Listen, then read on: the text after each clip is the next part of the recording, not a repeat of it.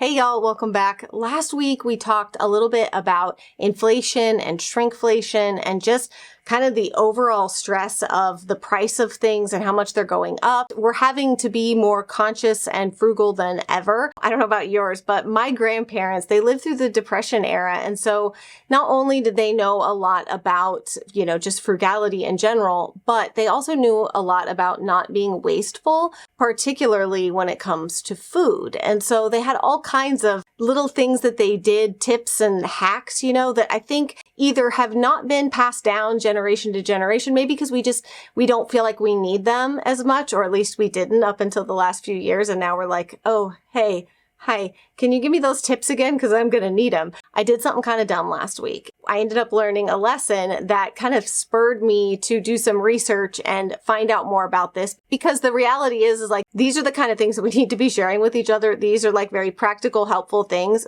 Last week, I was making some of my boy catching buttermilk biscuits, my delicious buttermilk biscuits. If you want the recipe, I have the link down below in the description box to check that out. But I was making those, and when I pulled everything out of the fridge to start making them, I realized I didn't have any buttermilk. And so it was very early, but I'm like, oh, here I go. I hauled my cookies all the way to the grocery store for buttermilk. And of course, maybe you don't do this, but I do. I ended up buying other things that I did not need, that I didn't go for. Now, some of them were like clearance flowers. It was great, right? Some beautiful flowers that were on clearance. They needed rescuing. So I rescued those flowers. But I ended up spending money I didn't need to spend. I came home, I was making a video, I shared the video, and somebody in the comments was like, hey, Angie, next time you don't have buttermilk, you don't have to go all the way to the store. You can just add some vinegar to milk, let it sit for a little bit, and you can have buttermilk. And I was like, what is this witchcraft she's talking about? This is not true. And of course, I went straight to Google and was like, oh, it is in fact true.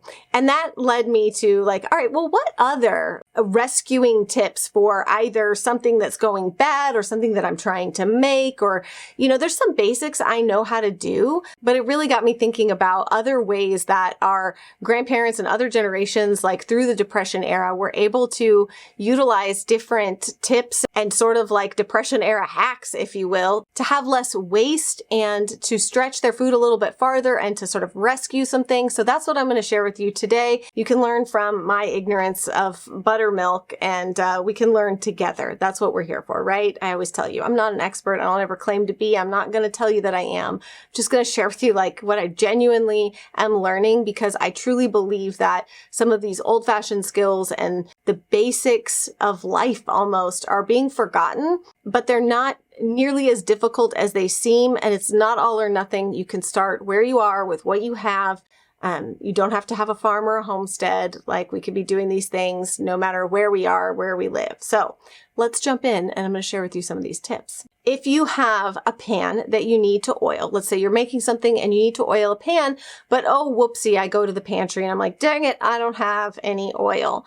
You can use a potato. You cut the potato in half, use the inside part of the potato, and use that to grease your pan. And apparently it will smoke a lot less at higher temperatures than oil as well. So I don't know, maybe potatoes need to be the new method for greasing pans, but it's definitely one that you can use in a pinch if you need to oil up a pan. If you're like me, you go to bake a cake and you don't always double check your ingredients before you start, and then you get into it and you're like, dang it, I'm short one egg, shoot. And also I have freeloading chickens that should be giving me more eggs than they are, and they're not, those little turkeys, well, chickens. But anyways, you can substitute an egg in like a cake recipe with 1 teaspoon of cornstarch. Kind of wild. I have no idea how somebody figured that out. I always have these questions like, how did someone figure out that you could make that swap? Who was like, you know what I don't have? An egg. You know what I do have? Some cornstarch. Let's see what happens. But somebody did, and I, for one, am grateful that they did. The next tip is that if you have brown sugar and you go to open the bag and it's like a brick of brown sugar, it's like clumpy and hard.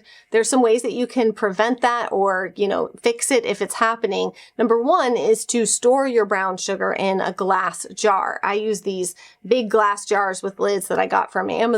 They're great for storing things like brown sugar, powdered sugar, whatever. You can also put it in like a plastic bag, but they recommend that you put it into the refrigerator, which I don't do, but you can put it into the refrigerator with a piece of bread or an apple. Weird, huh? Yeah. Again, I'm not here to give you like the science behind why these things work, because I don't understand them, but they do. I mean, I don't personally have this many brown sugar struggles in my life, but it is one of those things that when things get real tight and we're really being very careful not to waste a single thing, we want to make sure that we don't have anything wasted. And that's how you can, keep from wasting brown sugar. Store it in the fridge with a slice of bread or a piece of an apple.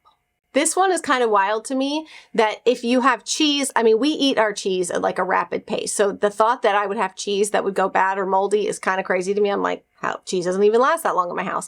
But sometimes you get a specialty brick or something like that and you want it to last longer. So one of the ways that you can do that is to wrap it with a sugar cube, like wrap it up in plastic wrap with a sugar cube and put it in the fridge. Weird. You have to wrap it tightly with this sugar cube and then just put it in the fridge, and that's going to keep your cheese from growing moldy. Now, this next tip I think is so great and so helpful because especially if you're doing like food storage and you're keeping a lot of dry ingredients and stuff, one of the ways that you can prevent little insects and buggies from getting in there and ruining your dry ingredients that you're storing, like beans or flour or something like that, is to put a bay leaf inside the container, inside the jar with your dry ingredients. It keeps the insects and little buggies away. And you can do that for pasta, flour, rice, and other dry mixes that you want to keep the bugs out of, which I want to keep the bugs out of basically everything. Now, if you're like me, sometimes you get a little overzealous when you're cooking and you accidentally add too much sugar to something or too much salt to something. Well, there are fixes for those too, so that you don't have to throw out the food and feel like you wasted it. So if you have a recipe that you have perhaps put too much sugar in, it tastes too sweet, all you have to do is add a little bit of vinegar, a few drops of vinegar or lemon juice to the recipe. And that's going to basically like counteract the sugar. Don't go crazy. Like with any of these things, I would start with like little amounts and keep testing, like taste testing to see if you've cut out some of the sugary flavor. But those are two things that you can use to kind of combat too much sugar or sweetness like that in a recipe. And kind of conversely to that is that if you add too much salt, if you over salt a recipe, same that you can use vinegar. Apparently vinegar is just like the cure-all. It's the Windex. What is that? I love that movie, My Big Fat Greek Wedding, where he's like Windexing everything. Vinegar is like the Windex. I don't know. It seems to work for everything, but you can use that if you over salt, or you can add a little sugar, which, that makes sense, right? So adding a little bit of sugar or a little bit of vinegar can help if you've over salted something. And if that recipe just so happens to be something like a soup or a stew or something like that, instead of adding vinegar or sugar to try to combat the saltiness, you can just add a raw potato into the soup or stew, and that will help to kind of soak up some of the excess salt. This is one of my favorites, is that I really do not like it when pasta noodles stick. And people have given me a little bit of guff for this over the years when I share cooking videos and stuff on YouTube. Sometimes people will give me a little bit of like a side eye about it, but I'm also like, I'm not crazy, okay? I mean, Rachel Ray does this. And that is that to keep my pasta from getting sticky in the water before I drop the pasta, I usually add a little bit of salt because, as Rachel Ray explained to me when I was a teenager watching her cooking shows, that's really your only opportunity to flavor the pasta is to add salt into the water before you drop the noodles. But the other thing I do is add a little bit, like a tablespoon, a quick zhuzh, as she would say, a circle around the pot of oil, like extra virgin olive oil or something like that. Just honestly, whatever oil I've got nearby is what I use. I just put a little bit in there before I put the noodles in, and it prevents the noodles from getting super sticky. I have always done this, and my kids are obsessed with my homemade macaroni and cheese recipe. They ask for it. My friends' kids ask for it when they come over. They want me to make my homemade macaroni and cheese. Everybody loves it. So I must be doing something right with that one.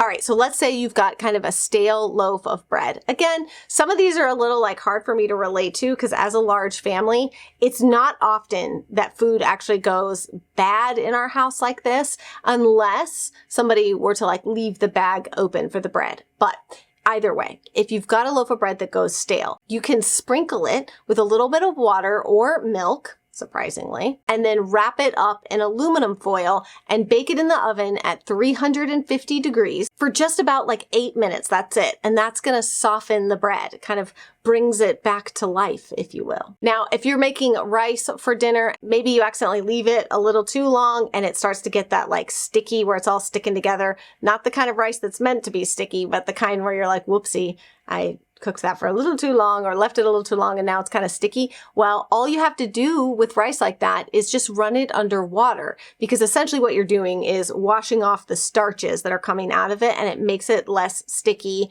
or basically not sticky at all, and kind of returns you to the correct texture of rice for your meal. Now listen, there's always a place for sticky rice in my life. I love sticky rice with certain meals, but it's, you know, sometimes you don't want that and it's not appetizing to have rice like that. So that's a way that you can sort of rescue your rice so that you're not wasting it. This one's kind of wild to me. So if you have a block of cheese that has gone stale, it's got that like where it's like dried out around the edges and it's kind of, ugh. I mean, in my mind, that's something that's like too far gone. I would probably just throw that away, but you don't have to. You can wrap it up, stick it into the freezer, and when you need to use it for a recipe, you're supposed to just slice it really thinly. And apparently this like frozen dried out cheese is going to crumble really easily and then can be used in a recipe and tastes fine. So they recommend using it for like mac and cheese or whatever, but you just freeze it, wrap it up, freeze it, and then thinly slice it when you're ready to use it. You're not going to defrost it. You're going to use it frozen, and thinly slice it and add it to your recipe, and you can rescue that stale cheese. I know, again, I'm having a hard time understanding cheese going bad unless we just don't wrap it properly, which happens.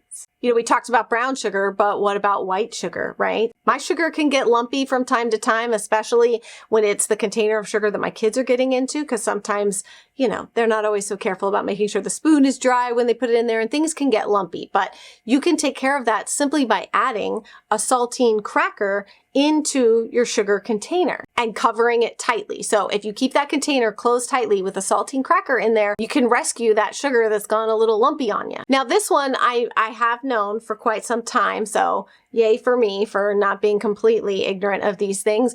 But if you've got like a fruit salad that you're going to set out later, maybe you've got it all prepped and you're putting it in the fridge. If you want to keep those pieces of fruit from turning brown, you can just sprinkle them with a little bit of lemon juice, and that's going to keep those fruits from turning and starting to look yucky before you're ready to put out your fruit salad or to eat it. You know, we don't want to eat it. I mean, it still tastes good, right? But sometimes people get weird about fruit turning brown. This one's cool too. So if your mayonnaise starts to like separate or curdle on you, you're going to take 1 teaspoon of mustard and mix that with 1 tablespoon of your curdled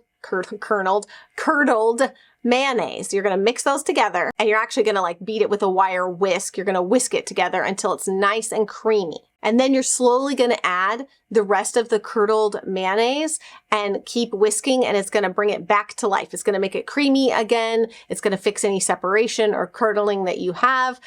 So you're just going to start out like little by little, basically, and cut the mayonnaise with the mustard, but it's just a teeny little bit of mustard, but it's going to bring your mayonnaise back to life. I knew that they were simpatico. I knew that mayonnaise and mustard were meant to be together. And of course, if you have any food rescuing tips, share them down below in the comments. Again, I love it when the comment section of videos become like just this library of knowledge, because I'll share with you what I found, but maybe you know stuff. I mean, you probably do know a lot of stuff that I don't know. So share that down below in the comments so we can have like almost like a resource library happening in the comments. All right, y'all. So those are some of the food rescuing tips that I have learned and that I found, again, upon discovering that I could pretty simply make my own buttermilk by just adding some vinegar to regular milk. Soon, I'm going to share with you some of the very basic things that you can make at home that are so much easier than you think that they are. Things like butter, cheese, etc., that you can actually make at home really simply. Because again, remember, it's about, you know, using what you have, doing what you can with what you have, and being a good steward of what you've been given. You don't have to do it all. You don't have to do everything. And if you're like, I don't want to make my own butter ever, then don't. But it's a great skill to have, to know how to do it in a pinch when you need it. And that's the kind of stuff that I love to learn about and I love to share with you.